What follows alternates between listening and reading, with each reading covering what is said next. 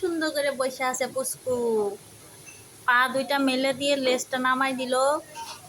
পুচকু খালি কান নড়ায়। আয় পুচকু, তুমি এখানে বসে আছো কেন?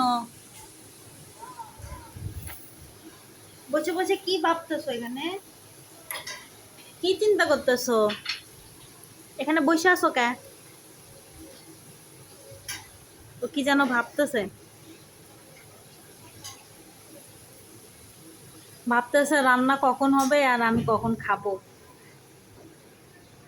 রান্নাঘরের সামনে যে বসে আছে।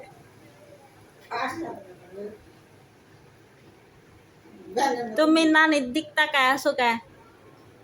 হ্যাঁ,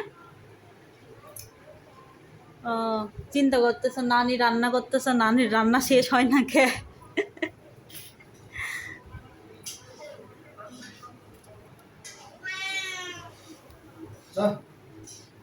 এই যে বুসকু, আর একটু পরে রান্না শেষ হয়ে যাবে, তখন খাইও, ঠিক আছে?